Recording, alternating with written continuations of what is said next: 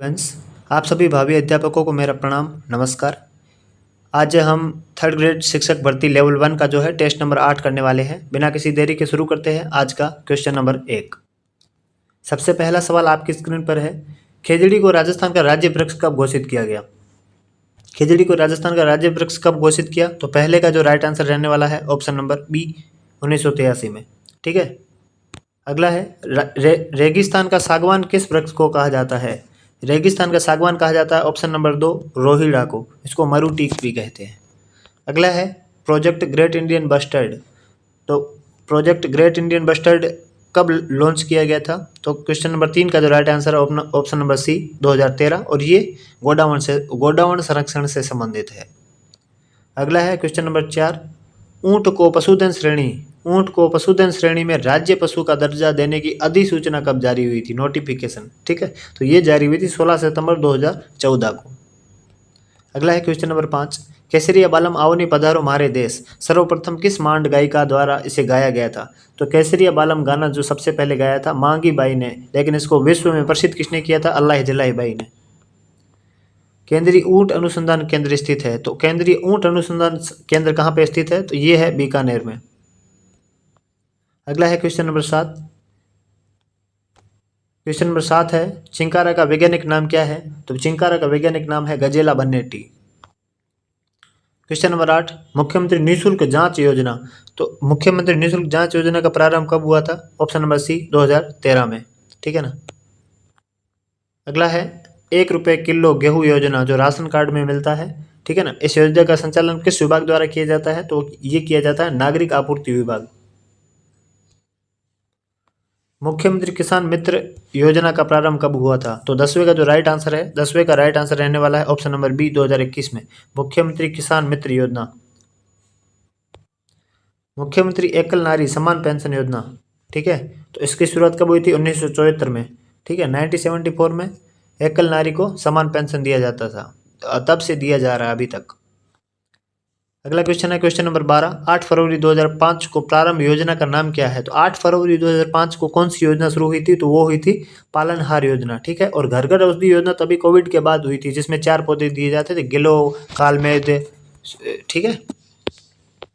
अगला है question number 13, Kalibai Bhil मेधावी छात्रा स्कूटी योजना, इसकी शुरुआत कब हुई थी? तो इसकी शुरुआत हुई है 2015-16 में। निरोगी राजस्थान अभियान।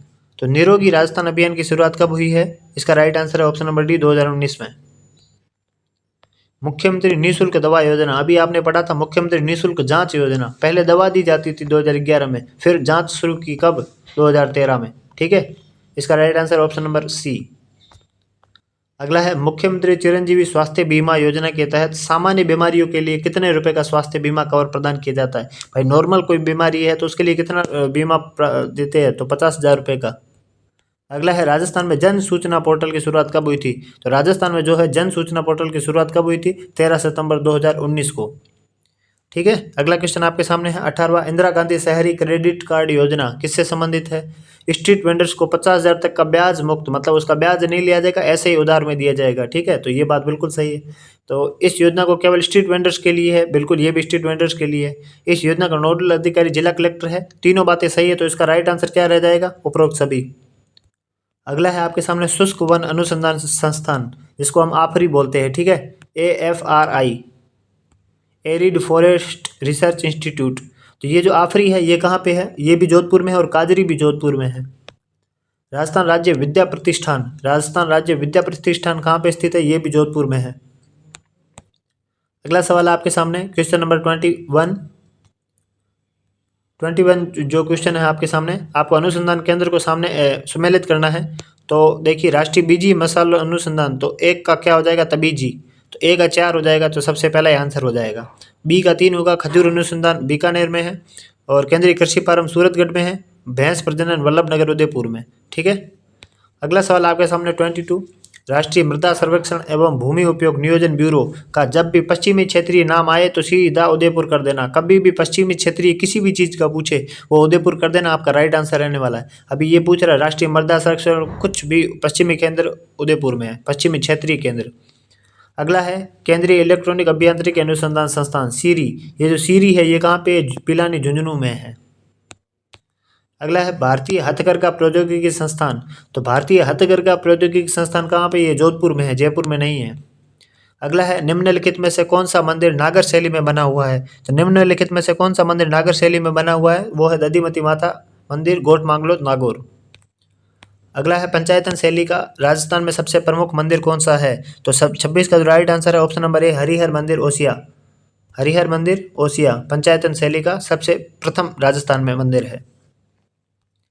अगला है मीराबाई का मंदिर किस किले में स्थित है? तो मीराबाई का मंदिर किस किले में स्थित है? चित्तौड़गढ़ दुर्ग में है, आप सभी को बता रहा हूँ। इसी के सामने, इसी मीराबाई मंदिर के सामने ही रैदास जी की 4 खंभों की छतरी है, याद रखना।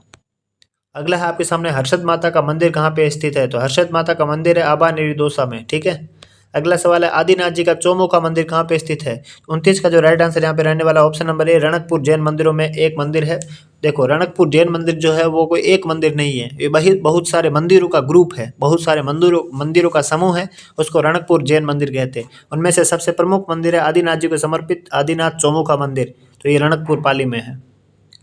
अगला जो है 30 का है राजस्थान का प्रथम रोपवे भीमा जालोर कब बना था? तो 30वें का जो राइट आंसर यहाँ पे रहने वाला है ऑप्शन नंबर बी, 2006 में, ठीक है। क्या आपको ये सही लग रहा है? तो आप हमें कमेंट में बताइए क्या सही है गलत है। राजस्थान में भूमिज शैली का सबसे प्राचीन मंदिर कौन सा है? तो 31 का जो राइट आंसर यहाँ पे रहने वाला है ऑप्शन नंबर ए, सेवाड़ी जैन मंदिर पाली। ये भूमिज शैली का सबसे प्राचीन मंदिर है। पंचायतन शैली का सबसे पहला मंदिर कौन सा है राजस्थान में? अभी मैंने आपको बताया हरिहर मंदिर ओसिया, ठीक है। अगला चलिए क्वेश्चन नंबर 32, निम्नलिखित में से कौन सा सुमेलित नहीं है, मतलब असुमेलित कौन सा है इनमें से? तो 32 में चलना है अपने को। ऑप्शन नंबर ए, पांडुपोल मंदिर अलवर में है, सही है। सास बाहु मंदिर नागदा है, सहस्त्र बाहु मंदिर भी कहते हैं। मीठे शाह की दरगाह झालावाड़ में है, लेकिन जो मंडोर है जयपुर में नहीं, जोधपुर में, आप सभी को पता है। अगला है क्वेश्चन नंबर 33, विश्व का सबसे बड़ा चांदी का दीपक किस मंदिर में है? तो सबसे बड़ा चांदी का दीपक किस मंदिर में स्थित है? तो 33 का जो राइट आंसर यहाँ पे रहने वाला है वो है option number B, Karni Mata मंदिर, ठीक है। अगला है क्वेश्चन नंबर 34, राजस्थान में सबसे प्राचीन तिथि युक्त मंदिर कौन सा है? तो सबसे प्राचीन तिथि युक्त मंदिर है शीतलेश्वर मंदिर, झालरापाटन झालावाड़, ठीक है। अगला मंदिर है आपके सामने देवेंद्र झाझड़िया किस खेल से संबंधित है? तो देवेंद्र झाझड़िया का संबंध किस खेल से है? तो 35 का जो राइट आंसर रहने वाला ऑप्शन नंबर है जेवलिन थ्रो, ठीक है, पैरा एथलेटिक्स में। अपूर्वी चंदेला का संबंध कहाँ से है? तो 36 का राइट आंसर है ऑप्शन नंबर बी, जयपुर से। अगला है राजस्थान की एकमात्र महिला बॉक्सर अरुंधति चौधरी का संबंध किस जिले से है? तो 37 का जो राइट आंसर यहाँ पे रहने वाला ऑप्शन नंबर ए, कोटा से है। अगला नौकायन से संबंधित खिलाड़ी है, नौकायन से संबंधित खिलाड़ी कौन है? 38 का जो राइट आंसर यहाँ पे रहने वाला है वो है option number B, Bajrang Lal ताखड़। Vivaan Kapoor किस खेल से संबंधित है? तो 39 का राइट आंसर ऑप्शन नंबर ए, निशानेबाजी। मेवाड़ के गोहिल वंश की प्राचीन राजधानी कौन सी थी? तो 40 का right answer option number B, Nagda. Jain तीर्थंकर ऋषभदेव का प्राचीन मंदिर कहाँ पे स्थित है? तो जैन तीर्थंकर जो ऋषभदेव जी है इनका प्राचीन मंदिर सबसे पहले कहाँ पे स्थित है? तो वो है ऑप्शन नंबर ए, धूलेव में। अगला है क्वेश्चन आपके 42, बेणेश्वर मेले का आयोजन प्रतिवर्ष कब किया जाता है? तो बेणेश्वर मेले का आयोजन प्रतिवर्ष कब किया जाता है? तो 42 का right answer option number A, माघ माह में। रानी नाथावती की बावड़ी स्थित है, नाथावती रानी की बावड़ी कहाँ पे स्थित है? 43 का राइट आंसर है ऑप्शन नंबर बी, बूंदी में। कोलवी की बौद्ध गुफाएं किस जिले में स्थित है? तो 44 का राइट आंसर हो जाएगा ऑप्शन नंबर ए, कोलवी की बौद्ध गुफाएं है झालावाड़ में। अगला है सुनहरी कोठी कहाँ पे स्थित है? तो 45 का राइट आंसर यहाँ पे रहने वाला है ऑप्शन नंबर सी, टोंक में। किस किले की नींव करणी माता द्वारा रखी गई थी? तो 46 का राइट आंसर है ऑप्शन नंबर ए, मेहरानगढ़ किला जोधपुर में। क्वेश्चन नंबर 47, कौन सा पर्वत शाक्त धर्म का प्रमुख केंद्र है? तो मतलब शक्ति जो देवी की पूजा करते हैं उसको शाक्त धर्म कहते हैं। शाक्त धर्म का प्रमुख केंद्र कौन सा था? तो 47 का जो यहाँ पे राइट आंसर रहने वाला है ऑप्शन नंबर ए, आबू पर्वत, ठीक है। अगला है आपके सामने क्वेश्चन नंबर 48, कोलायत में प्रतिवर्ष मेले का आयोजन कब होता है? तो 48 का जो राइट आंसर यहाँ पे रहने वाला है वो है option number B, Kartik Purnima, ठीक है। तो ये कोलायत में इस टाइम मंदिर में मेला भरता है।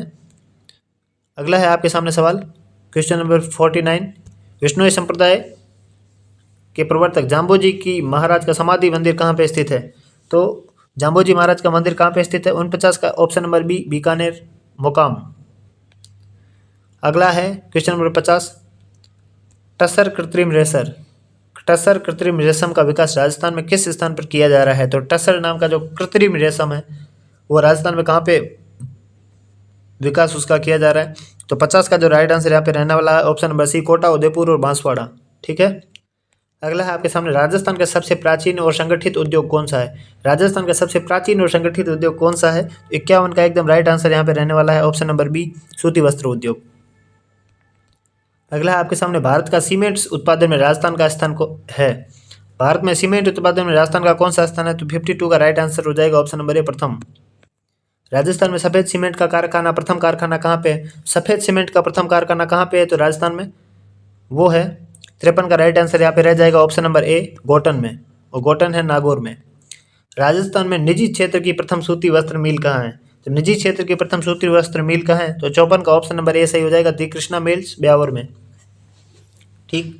अगला जो है आपके सामने question number 55, the hi-tech technical precision glass works, ये कहाँ पे है? तो 55 का जो सबसे सही आंसर यहाँ पे रहने वाला है ऑप्शन नंबर ए, धौलपुर में है।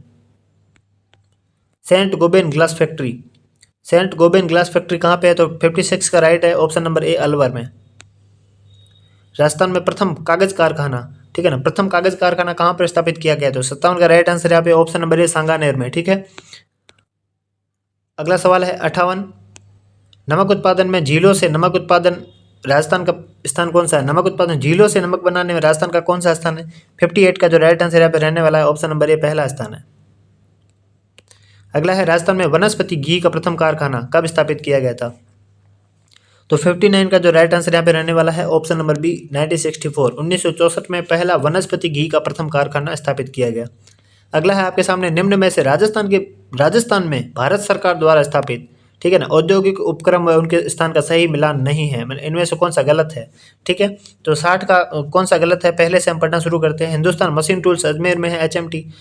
हिंदुस्तान कॉपर लिमिटेड उदयपुर में है। राष्ट्रीय केमिकल एवं फर्टिलाइजर लिमिटेड कपासन चित्तौड़गढ़ में है। प्रिसीजन इंस्ट्रूमेंट्स लिमिटेड कोटा में है। तो 60 का क्या आंसर यहाँ पे रहने वाला है? इन्होंने डी भी माना है, ये कह रहे हैं बी गलत है। ठीक है, इन्होंने बी गलत माना है। आप बताइए इसमें आपको क्या सही लगता है, वो आप कमेंट में बताइए। 61 का निम्नलिखित में से कौन सा युग्म सही सुमेलित नहीं है? 61 का क्या आंसर हो जाएगा? 61 में है पहला option, Hindustan zinc limited Debari में है। राजस्थान इलेक्ट्रॉनिक एवं इंस्ट्रूमेंट लिमिटेड जयपुर में है। मोदी एल्वेलाइन एवं केमिकल्स लिमिटेड भरतपुर में नहीं है। Oriental power cable limited Kota में है। तो ये वाला सी ऑप्शन इसका राइट आंसर हो जाएगा। अगला सवाल है question number 62, Rajasthan refinery Pachpadra के बारे में निम्न में से कौन सा कथन सत्य नहीं है? ठीक है ना, इनमें से कौन सा सत्य नहीं है? तो 62 नंबर क्वेश्चन है आपके सामने। यह HPCL तथा राजस्थान सरकार का संयुक्त उपक्रम है। इसमें HPCL का 80%, राजस्थान का 20% नहीं है, 76 और 24 का है। ठीक है, 76% HPCL का और 24% राजस्थान का। इसकी परियोजना लागत 43,129 करोड़ है। ये देश का पहला ऐसी परियोजना जिसमें रिफाइनरी व पेट्रोकेमिकल कॉम्प्लेक्स का सहमिश्रण है। तो इसका ऑप्शन नंबर बी गलत है, ये 80 और 20 नहीं है, 26 और 74 और 26 है। ठीक है। Rajasthan Shri Ram fertiliser and chemicals उद्योग, ये कहाँ पे स्थित है? तो Shri Ram fertiliser and chemical उद्योग कहाँ पे है? तो 63 का जो राइट आंसर यहाँ पे रहने वाला ऑप्शन नंबर सी, कोटा। अगला है, निम्न में से कौन सा कथन सत्य है? तो कौन सा कथन सत्य है इनमें से? तो 64 में जो है देबारी उदयपुर में है, राजपुरा दरीबा राजसमंद में है, रामपुरा आगूचा भीलवाड़ा में है, चौथ का बरवाड़ा सवाई माधोपुर में। 1 2 3 4, तो ऑप्शन नंबर यहाँ पे जो सी है वो सही आंसर हो जाएगा। ठीक है। अगला सवाल आपके सामने क्वेश्चन नंबर 65, इनमें से सूची 1 को सूची 2 से सम्मिलित करना है। ठीक है ना, तो 65 में क्या होगा? राजपुरा सीसा जस्ता के लिए है, नाथरा की पाल लो एस के लिए है, खोदरीबा तांबा के लिए है, बांदर सीदरी बेरिलियम के लिए। ऑप्शन नंबर ए इसका सही आंसर होगा। 66, हिंदुस्तान कॉपर लिमिटेड की स्थापना कहाँ और किसकी सहायता से की गई? तो 66 में क्या है? ऑप्शन नंबर बी इसका राइट आंसर हो जाएगा, खेतड़ी झुंझुनू में अमेरिका की सहायता से हिंदुस्तान कॉपर लिमिटेड की स्थापना की गई। ठीक है। अगला है, सुपोषित माँ अभियान का तीसरा चरण, पहले मैंने आपको बताया दूसरा चरण, आप बता रहा हूँ तीसरा चरण की शुरुआत कहाँ से हुई थी? तो 67 का जो राइट आंसर यहाँ पे रहने वाला ऑप्शन नंबर ए, कोटा से। राज्य स्तरीय युवा महोत्सव 2025 में प्रथम पुरस्कार के रूप में कितने राशि प्रदान की गई? तो राज्य स्तरीय युवा महोत्सव 2025 में प्रथम वाले को कितने दिए गए? 68 का राइट आंसर यहाँ पे हो जाएगा ऑप्शन नंबर सी, 50,000 रुपये। ठीक है। अगला है 69, राजस्थान का पहली बार आईफा अवार्ड 2025 का आयोजन कहाँ पे हुआ 2025 में? तो 69 का जो राइट आंसर यहाँ पे रहने वाला है वो है ऑप्शन नंबर डी, जयपुर में। अभी आईफा अवार्ड हुआ था जयपुर में। जयपुर इंटरनेशनल फिल्म फेस्टिवल में वर्ष 2025 का लाइफ टाइम अचीवमेंट अवार्ड किसे दिया गया? लाइफ टाइम अचीवमेंट अवार्ड 2025 किसे दिया गया? तो 70 का जो राइट आंसर यहाँ पे रहने वाला है option number A, Yashraj Chopra को। अगला है 71, Rajasthan state election icon. Rajasthan state election icon किसे घोषित किया गया था? तो 71 का जो राइट आंसर है option number B, Neeraj Chaudhary को। जनवरी 2025 तक रूफ टॉप सोलर उत्पादन में राजस्थान का देश में कौन सा स्थान है? तो 72 का जो राइट आंसर यहाँ पे रहने वाला है ऑप्शन नंबर सी, तृतीय स्थान है। अगला है question number 73, Rajasthan economic revival task force का कार्यकाल कब तक रहेगा? तो Rajasthan economic revival task force का कार्यकाल जो है तो 73 का यहाँ पे राइट आंसर रहने वाला है ऑप्शन नंबर डी, वर्ष 2028 तक। अगला है हाल ही में 7वें पाई स्कूल ओलंपिक्स 2024 का आयोजन राजस्थान में कहाँ किया जा रहा है? तो कहाँ पे किया गया था? तो 74 का जो राइट आंसर है वो है ऑप्शन नंबर बी, जयपुर में।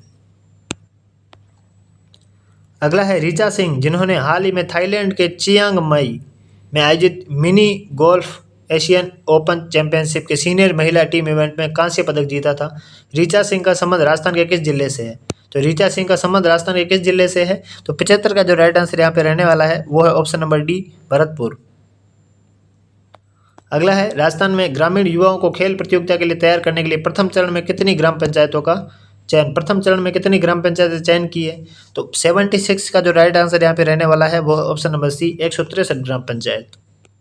77, राजस्थान में टाइगर, पैंथर, हिरण, मोर, गोडाउन और चीता सहित वन्य जीवों से जुड़े अपराधों की जांच हेतु wild life forensic DNA unit ये कहाँ पे स्थापित की जाएगी? तो 77 का जो राइट आंसर है वो है आपके ऑप्शन नंबर ए, जयपुर में। अगला है 78, राजस्थान सरकार द्वारा मुख्यमंत्री राजश्री योजना का नाम बदलकर क्या किया गया है? तो 78 का जो राइट आंसर यहाँ पे रहने वाला है ऑप्शन नंबर डी, लाडो प्रोत्साहन योजना। अगला है 79, प्रधानमंत्री स्वनिधि योजना के तहत बेहतरीन कार्य करने वाले नगरीय निकाय के प्रथम पुरस्कार प्रदेश के किस नगर निगम को दिया गया? तो 79 का जो राइट आंसर यहाँ पे रहने वाला है 79 का right answer option number B, Ajmer. Misrauli गांव की बेसाल्ट की लगभग 6 करोड़ वर्ष पुरानी चट्टानों को जियो साइट के रूप में विकसित किया जाएगा। यह किस जिले में स्थित है? तो मिसरौली गांव किस जिले में स्थित है? तो 80 का right answer option number C, Jhalawar में। राजस्थान में जनजातीय संस्कृति को प्रदर्शित करने के उद्देश्य से जनजातीय उत्सव आदि बाजार, ठीक है ना, का आयोजन कहाँ किया गया था? जनजाति उत्सव है आदि बाजार, इसका आयोजन किया गया था। 81 का राइट आंसर यहाँ पे आपके सामने रहने वाला है ऑप्शन नंबर डी, जयपुर में।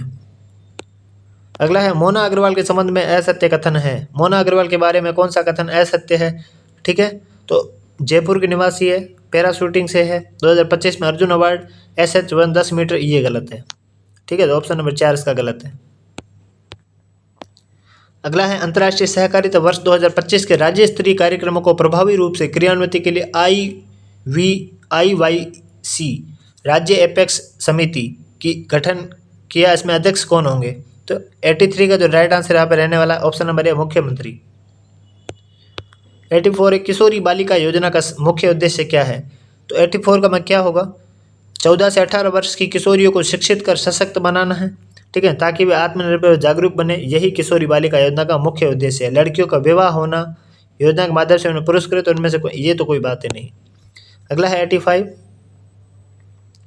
कंप्यूटर से जुड़े उन भौतिक भागों को जो कंप्यूटर के अंदर या बाहर भी कहीं भी हो सकते हैं, जिन्हें हम देख सकते हैं और छू भी सकते हैं, इन्हें क्या कहते हैं? तो 85 का जो राइट आंसर यहाँ पे रहने वाला है वो है ऑप्शन नंबर ए, हार्डवेयर। असेंबली भाषा का लाभ क्या है? असेंबली भाषा का लाभ क्या है?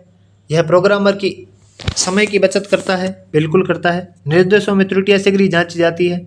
मशीनी भाषा की अपेक्षा असेंबली भाषा के निर्देशों में बदलाव या नवीनीकरण शीघ्रता से किया जाता है। ये सभी ये सभी इसकी लाभ है। अगला है एरिज केस स्पेसिफिक प्रोग्राम कौन से है? एरिज केस स्पेसिफिक ये प्रोग्राम कौन से है? 87 का यहाँ पे जो राइट आंसर रहने वाला है वो ऑप्शन नंबर डी, उपयुक्त सभी। एरिजिकेशन बिजनेस प्रोग्राम, साइंटिफिक एरिजिकेशन प्रोग्राम, फर्मवेयर, फ्रीवेयर, ह्यूमन, ये सारे इसके प्रोग्राम हैं। अगला है ऑपरेटिंग सिस्टम के कार्य है। ऑपरेटिंग सिस्टम के क्या कार्य है आपको बताने हैं। ऑपरेटिंग सिस्टम के क्या कार्य है? तो 88 में जो होगा फाइल प्रबंध, प्रोग्राम क्रियान्वयन, मल्टी यूजर, उपयुक्त सभी। जब फाइल को खोलकर उसमें लिखे टेक्स्ट को स्क्रीन पर प्रदर्शित करता है वह क्या कहलाता है? तो 89 में क्या होगा वो? 89 का जो राइट आंसर यहाँ पे रहने वाला है option number A, visual. MS Excel है। MS एक्सेल क्या है? तो MS एक्सेल क्या है? इसका होगा विंडो पर आधारित प्रोसेसर पैकेज, डोस पर आधारित स्प्रेडशीट, डोस पर आधारित प्रोसेसर, विंडो पर आधारित स्प्रेडशीट पैकेज, ये है MS एक्सेल। अगला है 91, मोडेम क्या है? तो मोडेम है, क्या है मोडेम? ये है मॉड्यूलेटर, इसको मॉड्यूलेटर कहते हैं, ठीक है। तो 91 का जो राइट आंसर यहाँ पे है बी माना है इन्होंने। अगला है डाटा को क्रमबद्ध करने की प्रक्रिया क्या कहलाती है? तो डाटा को क्रमबद्ध करने की प्रक्रिया जो है वो सॉर्टिंग कहलाती है, ठीक है। कंप्यूटर की विभिन्न इकाइयों को आपस में जोड़ने वाले समूह को क्या कहते हैं? तो 93 का जो राइट आंसर यहाँ पे रहने वाला है वो ऑप्शन नंबर बी, नेटवर्क। अगला है 94, इलेक्ट्रॉनिक माध्यम से व्यापारिक लेन देन का प्रकार कौन सा है? तो 94 में राइट आंसर यहाँ पे रहने वाला है ऑप्शन नंबर डी, उपयुक्त सभी। B2B, B2C, C2C, ठीक है, सारे हैं। अगला है बाल विकास को प्रभावित करने वाले कारक कौन से हैं?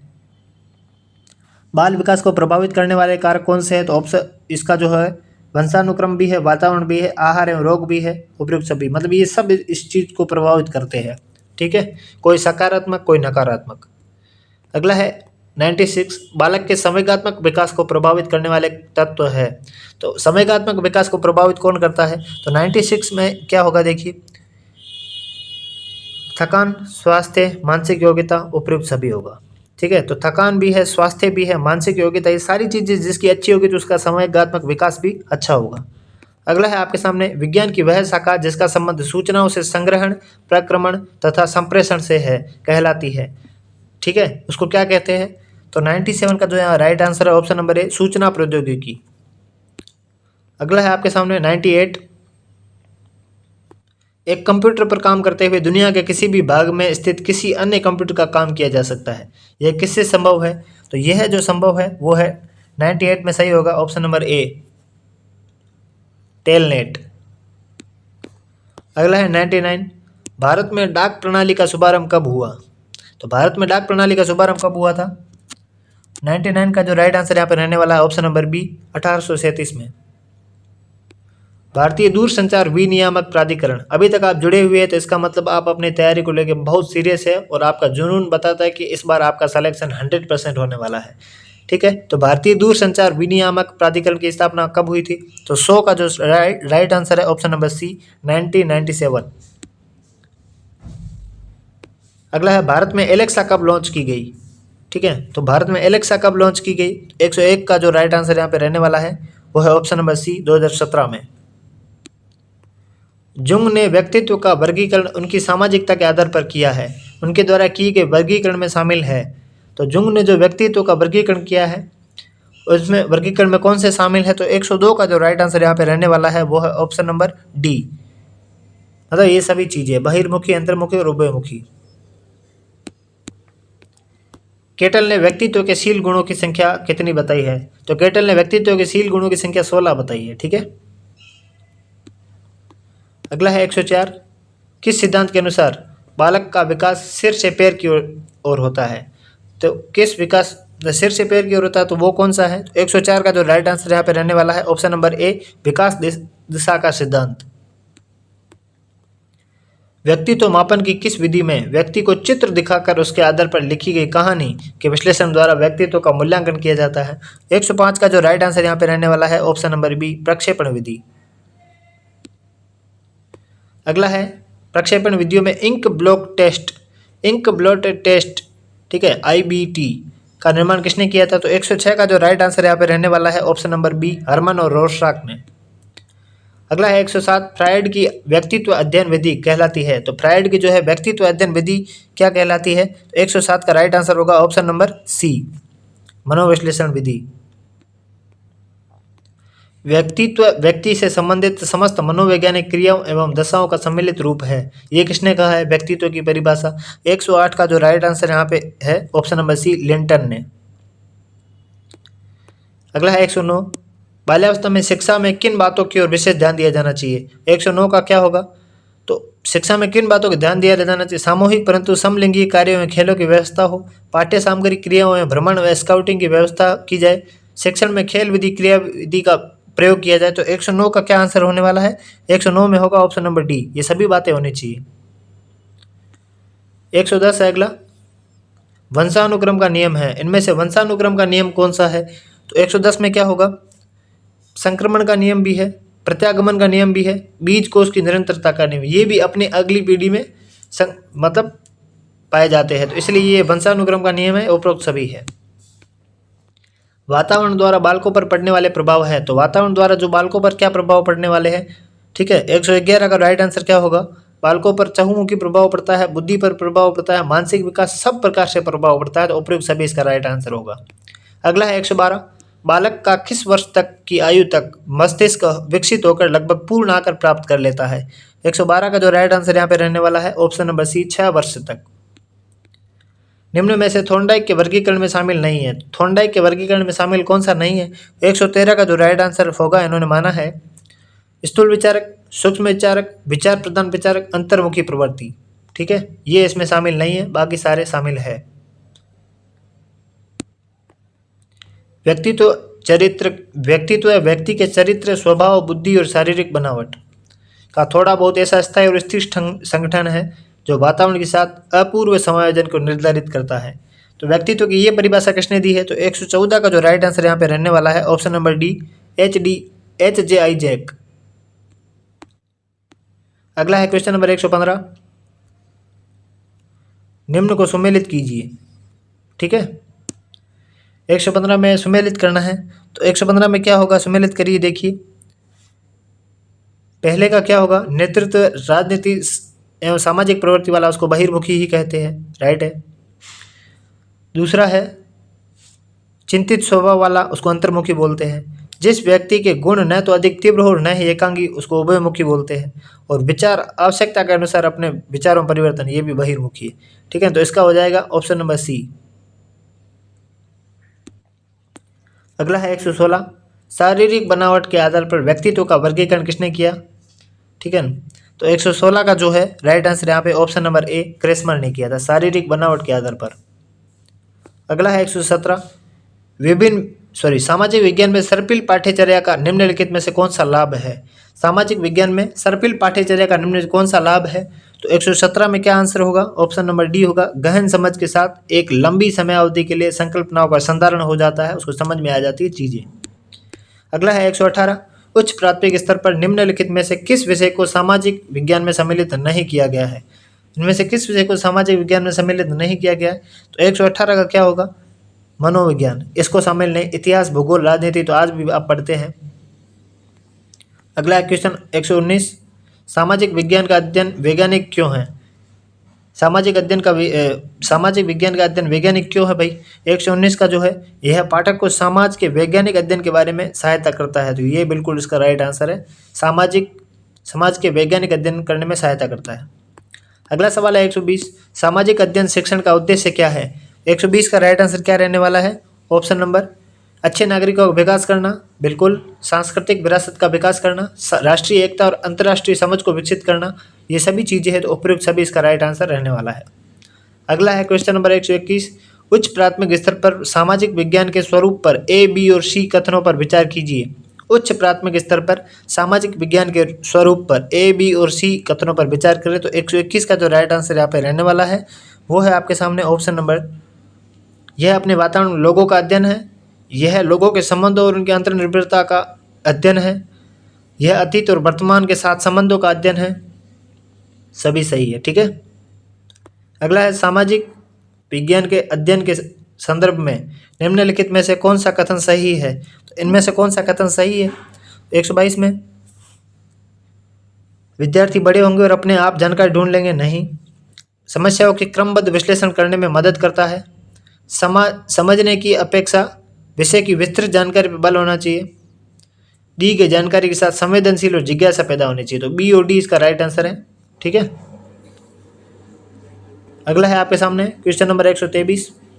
सामाजिक अध्ययन की प्रकृति को समझा जा सकता है। कैसे समझा जा सकता है। समुदाय का अध्ययन करके, मानव जीवन का अध्ययन, मानवीय संबंधों का अध्ययन, सभी अध्ययन। ठीक है, 124 का है सामाजिक अध्ययन के बारे में निम्नलिखित में से कौन सा कथन असत्य है। इनमें से कौन सा कथन असत्य है। तो 124 में होगा सामाजिक विज्ञान का अंग है, यह साधारण तथा सरल है, यह मुख्यतः व्यवहारिक पक्ष पर बल देता है, यह मुख्यतः सैद्धांतिक पक्ष पर बल देता है। तो ये गलत है। अगला है आपके सामने 125। वह कौन सा सबसे उपयुक्त दार्शनिक दृष्टिकोण है जो सामाजिक अध्ययन के शिक्षण के माध्यम से छात्रों के बीच संपूर्ण मूल्यों को विकसित करने में सक्षम है। तो 125 का राइट आंसर क्या होगा। ऑप्शन नंबर सी, आदर्शवादी दृष्टिकोण। अगला है 126। भारत में विभिन्न विषयों को समन्वित करने वाला प्रथम प्रयास किसने किया है। तो 126 का जो राइट आंसर यहाँ पे रहने वाला है ऑप्शन नंबर सी, महात्मा गांधी ने।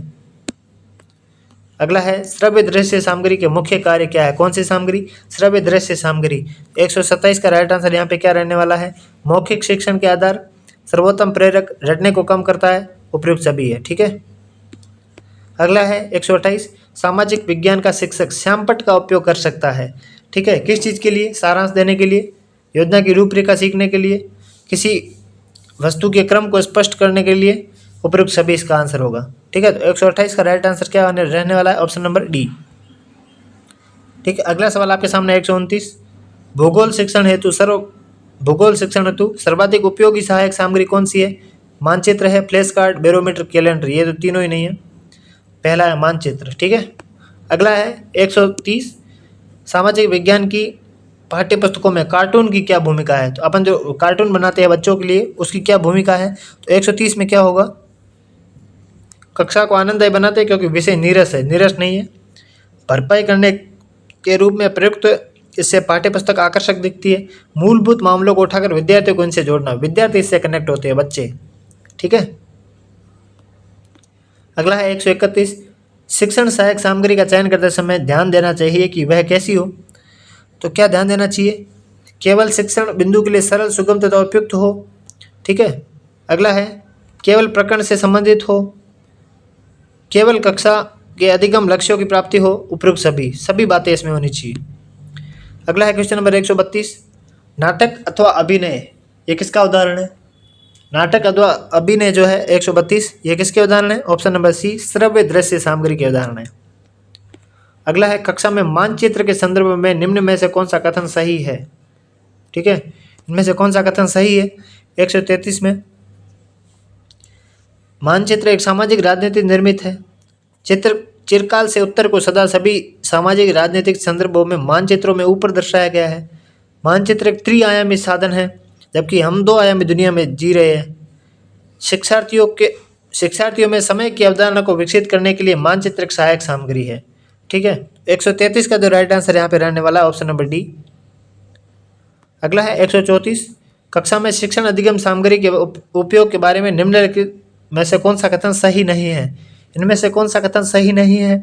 134 का जो राइट आंसर होगा, यह शिक्षार्थियों की रुचि को बढ़ाता है। शिक्षक विद्यार्थियों को अपनी रचनात्मकता दिखा सकते हैं, बिल्कुल। यह विद्यार्थियों की शैक्षणिक दक्षता बढ़ाता है और यह सक्रिय भागीदारी को बढ़ाता है।